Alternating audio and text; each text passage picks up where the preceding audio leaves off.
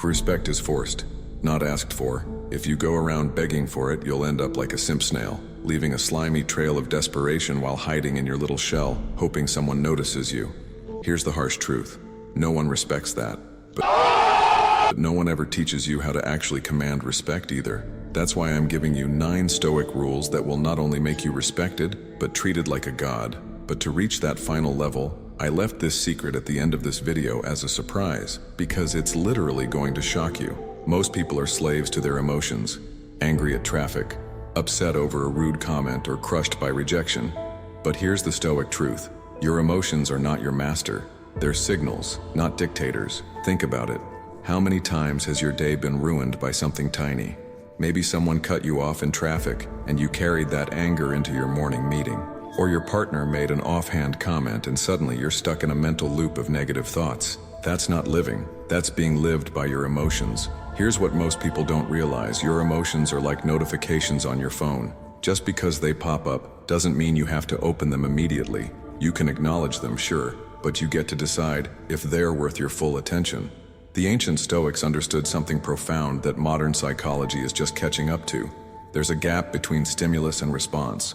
In that tiny space lies your freedom, your power, your chance to be different from the reactive masses. Let me give you a real example. Imagine you're in a meeting and your coworker takes credit for your idea.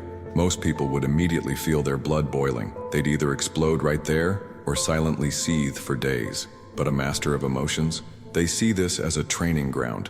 They feel the anger rise, because yes, even Stoics feel emotions, but they choose their response carefully. Maybe they address it professionally later, or realize this person's insecurity isn't worth their mental energy. So, next time you feel triggered, you'd better stop reacting like an animal. When you learn to respond instead of react, people will respect your composure and secretly wish they had your self-control. In today's world of endless chatter, silence is power. Seneca said, "The more you say, the less people remember." Want respect?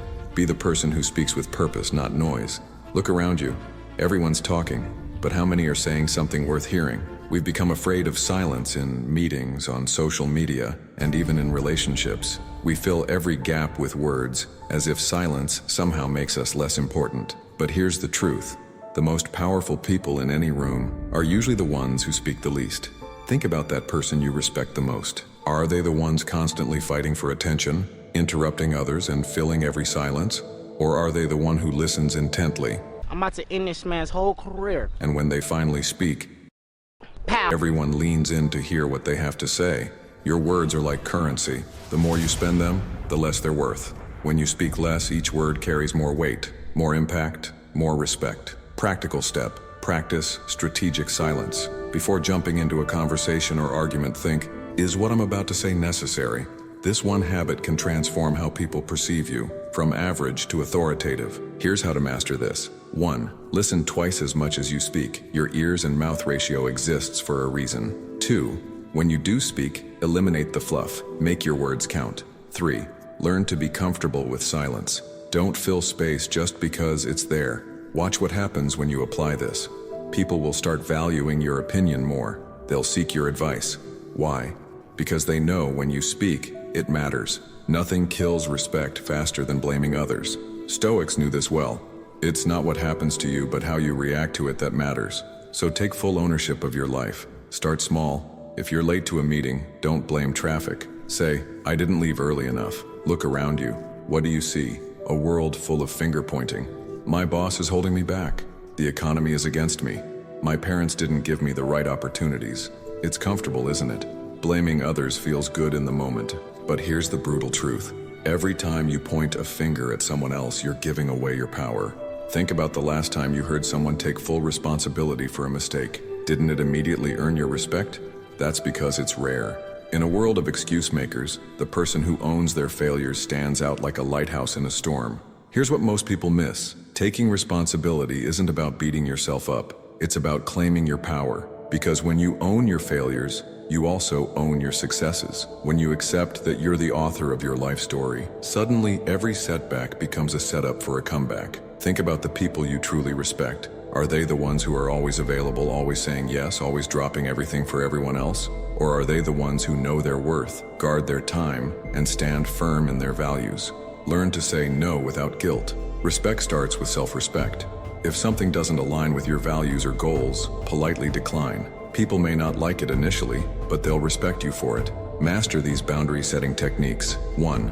Use the 24-hour rule. For non-urgent requests, say, "Let me think about it and get back to you tomorrow." This breaks the habit of automatic yes. 2. Keep your no simple. Don't over-explain or make excuses. "I'm sorry, but that won't work for me" is a complete sentence. Here's the paradox. The more boundaries you set, the more people value your yes. When you stop being everywhere, your presence becomes more meaningful. When you stop doing everything, what you do carries more weight. Watch what happens when you become the rare person who owns everything in their life. People won't just respect you, they'll trust you with bigger opportunities. Why? Because they know you'll own the outcome, good or bad. Want to know the fastest way to lose respect? Be a pushover. Stoics didn't just say yes to every request. They valued their time and energy. Let's get real for a second. We live in a world of endless demands. Your friends want you to go out when you need rest. Social media wants your constant attention. Family members want favors. Here's the hard truth. Comfort breeds mediocrity. Stoics embrace challenges to forge resilience. Marcus Aurelius wrote, "The impediment to action advances action. What stands in the way becomes the way." Look at your life right now. The temperature in your room is perfect. Your favorite food is a delivery tap away. Entertainment streams 24/7. Sounds great, right? Wrong. This comfort is slowly killing your potential. It's making you soft, weak, average. Here's what most people don't understand. Discomfort isn't your enemy, it's your trainer. The ancient Stoics didn't just talk about this, they lived it. They would deliberately sleep on hard floors, practice fasting, and expose themselves to public criticism. Every time you choose the hard path, you're building mental armor. Think about it. All your proudest moments probably came after doing something difficult, not something easy. Here's your discomfort training plan. 1. Physical challenges. Start with 30-second cold showers, then 1 minute, then full cold. Your body learns that temporary discomfort won't kill you. 2. Mental challenges. Your mind grows through resistance. Read books that challenge your views. 3. Social challenges. Have those difficult conversations you've been avoiding. Express your honest opinion, respectfully but firmly. And here's the best part. While others run from challenges, you'll run toward them. While they stay stuck in their comfort zones, you'll be expanding yours. That's not just self-improvement, that's self-transformation. In a world obsessed with instant gratification, restraint is revolutionary. Stoics believed that mastering desires leads to true freedom. Epictetus said, "Freedom is the only worthy goal in life. It is won by disregarding things that lie beyond our control." We're living in the attention economy. Every notification, every ad, every trending topic, they're all designed to hijack your desires. While everyone else is chasing the next dopamine hit, scrolling through endless feeds or buying things they don't need, you have a choice to be different. Think about it. How many hours have you lost to mindless scrolling? How many times have you said just 5 more minutes only to lose an entire evening? These aren't just habits, they're chains. Digital chains keep you trapped in a cycle of want and waste. But here's what makes this interesting. The most successful people aren't the ones with the most freedom to do whatever they want. They're the ones with the most control over what they want in the first place. Practical step. Delete one app that wastes your time. Stop scrolling mindlessly. Channel that energy into something productive. People notice and respect a man who's disciplined. Embrace digital minimalism by keeping only the apps that serve your goals. Plus, about pleasure scheduling. Don't eliminate enjoyment, just control it. Set specific times for recreation, then be fully present. Here's what happens when you master this. Your focus sharpens. Your time becomes yours again. Your bank account grows. But most importantly, you become free. Not the fake freedom of doing whatever you want, but the real freedom of wanting what serves your growth. Remember, every time you say no to a pointless desire, you say yes to your future. That's not deprivation, that's willpower. You want respect? Give it first. Stoics understood the power of contributing to the greater good. Marcus Aurelius said, "What we do now echoes in eternity."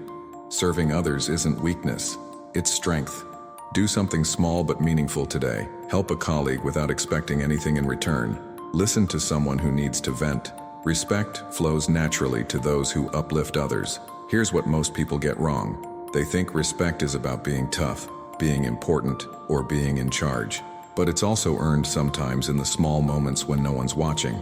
It's built in the quiet acts of service that most people are too self-absorbed to consider. The more you give, the more you grow.